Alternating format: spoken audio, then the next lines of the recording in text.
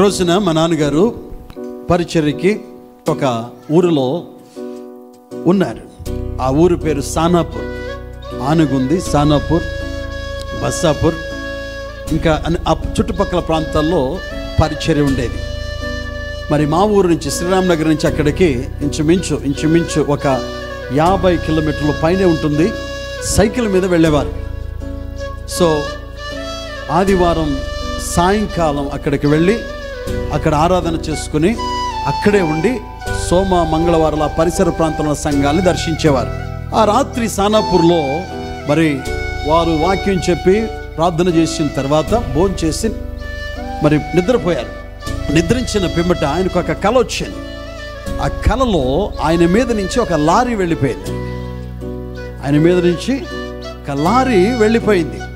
చాలా భయంకరమైనటువంటి కళ.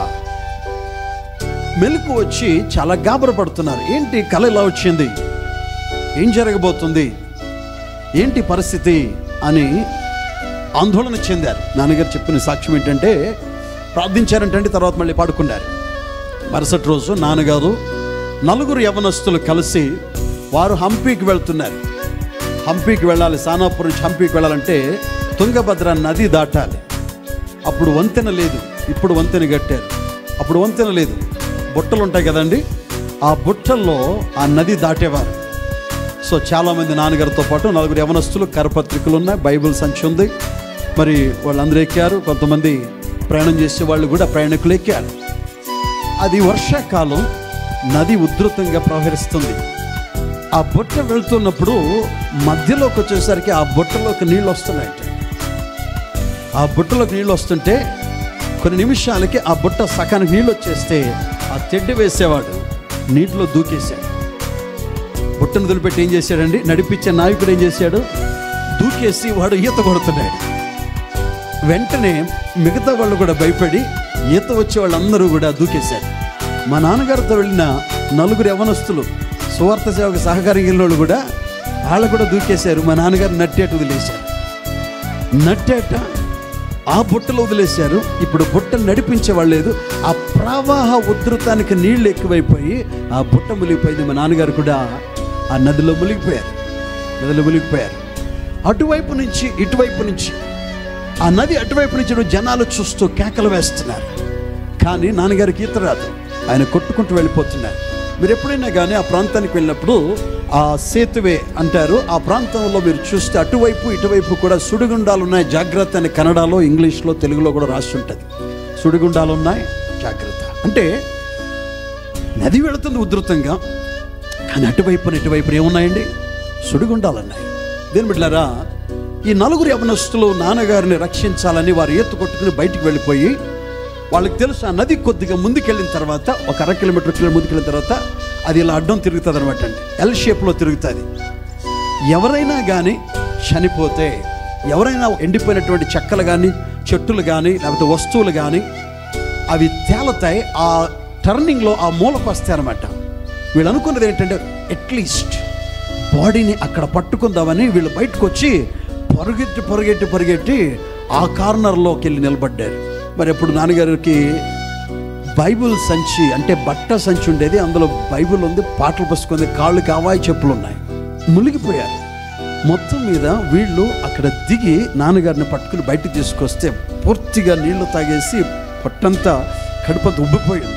ఆ నీళ్ళంతటిని బయటకు తీసి గుండెను ఒత్తినప్పుడు ఆయన స్పృహలోకి వచ్చారు. దేవునికి స్తోత్రం కలుగును కాక. ఆయన ప్రాణం పోలేదు.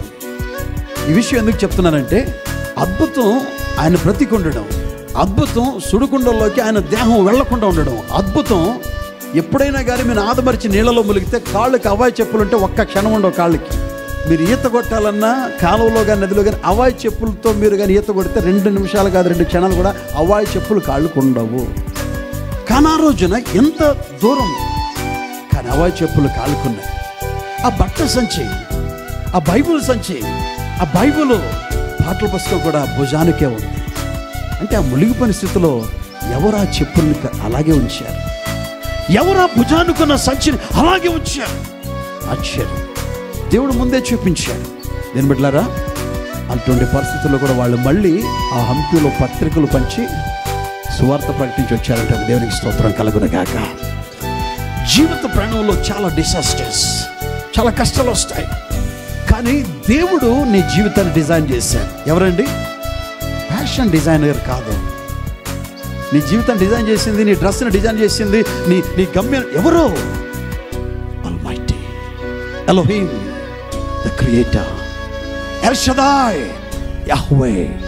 దేని బిడ్డలారా, డిజైన్ చేశాడు కాబట్టి ఎన్ని తుఫానులు వచ్చినా, మరణ పొంచుల్లోకి నీ జీవితం ప్రయాణం చేసిన నా ప్రభు గురి వద్దకు నిన్ను నన్ను నడిపిస్తాడు. గట్టిగా దేవునికి స్తోత్రం చెప్పుకుందామండి.